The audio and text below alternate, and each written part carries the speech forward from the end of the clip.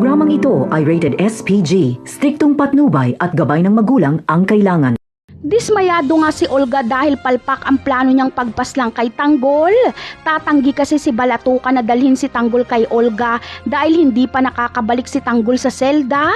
At kahit bumalik pa si Tanggol sa kulungan ay hindi papayag si Espina sa gusto ni Olga na patayin si Tanggol. Ganun pa man ay tagumpay pa ring maituturing ni Olga ang araw na ito dahil napalayas na ang pamilya ni Monique sa mansyon. Ang problema na lang ay si Monique, ngunit may plano na si Olga kung ano ang gagawin niya kay Monique para hindi ito maging sagabal sa kanyang mga plano.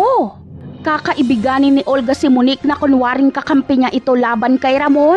Ipapayo ni Olga na magbait-baitan muna si Monique kay Ramon at magkunwaring mahal na mahal niya ito.